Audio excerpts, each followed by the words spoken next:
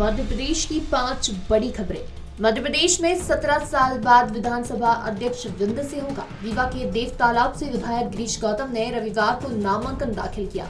गिरीश गौतम विधानसभा के 18वें अध्यक्ष होंगे। वे 4 बार के विधायक रह चुके हैं।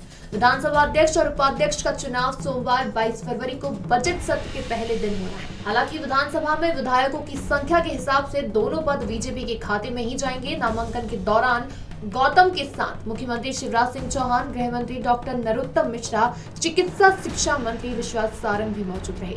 विधानसभा अध्यक्ष के लिए नामांकन दाखिल करने के बाद गिरीश गौतम ने कहा कि बीजेपी ने विंध्य का हमेशा से सम्मान किया है। विधायकों के हितों की रक्षा करना मेरी प्राथमिकता होगी। विंध्य को हमेशा से मिलता सम्मान रहा है। वहीं सीएम ने कहा कि हमें बड़ी प्रसन्नता है कि विधानसभा अध्यक्ष के लिए हमने तय किया है कि हमारे वरिष्ठ विधायक के हाथों में विधानसभा के संचालन का दायित्व होगा। कांग्रेस का संभागीय सम्मेलन 2003 के बाद रविवार को इंदौर के बास्केटबॉल कॉम्प्लेक्स में शुरू हुआ। सम्मेलन में पूर्व मुख्यमंत्री कमलनाथ ने अफसरों को चेतावनी दी। उन्होंने कहा कि पुलिस वाले बीजेपी की नहीं, अपनी वर्दी की इज्जत करें। समझ ले अफसर, भविष्य बहुत लंबा है, सबका हिसाब लिया जाएगा। उन्होंने मुख्यमंत्री शिवराज सिंह पर भी हमला बोला। कहा कि शिवराज सिंह ऐसी कोई चीज नहीं है जिस पर वे झूठ ना बोलते हैं। झूठ बोले बिना उनको खाना हजम नहीं होगा।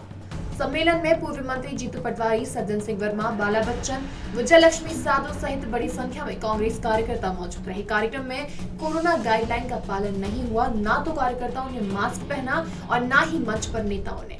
पूर्व मुख्यमंत्री कमलनाथ ने कहा कि मुझे परिवार में आने से मुझे खुशी मिलती है, मुझे हौसला मिलता है क्योंकि आपने कांग्रेस की नींव बनाकर रखी है। राजधानी में पेट्रोल डीजल के दाम में लगातार 12 दिनों तक बढ़ोतरी के बाद रविवार राहत मिली। पेट्रोल डीजल के दाम में रविवार को कोई बढ़ोतरी दर्ज नहीं की गई। पिछले 12 दिनों 9 फरवरी से पेट्रोल और डीजल के दामों में लगातार बढ़ोतरी हो रही थी, लेकिन रविवार को दाम में कोई बढ़ोतरी नहीं हुई। बता दें, यहाँ पर 1 जनवरी से 21 फरवरी तक 52 दिनों में पेट्रोल के दामों में 23 बार और डीजल के दामों में 24 बार बढ़ोतरी दर्ज की गई। अभी पेट्रोल के दाम 98.58 रुपए प्रति लीटर और डीजल के दाम 89.21 रुपए प्रति लीटर है, जबकि 1 जनवरी को भोपाल में पेट्रोल 96.46 रुपए प्रति लीटर और डीजल 81.64 रुपए प्रति लीटर था। लॉकडाउन के समय से तुलना करने पर अब तक पेट्रोल के दाम में 23.50% और डीजल के दाम में 26.70% की बढ़ोतरी हो चुकी है। भोपाल में 1 मार्च 2020 को पेट्रोल 69.80 प्रति लीटर और डीजल 70.41 रुपए प्रति लीटर था।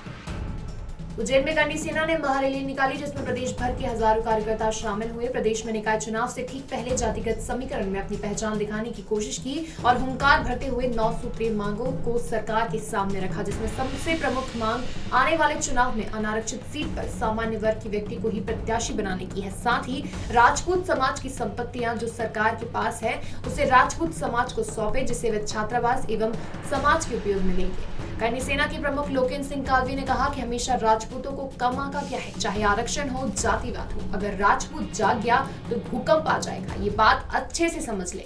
मध्य प्रदेश में जल्द ही नगरीय निकाय चुनाव होना है और इससे पहले राजपूत करनी सेना अपना दम सरकार को दिखाना चाहती है।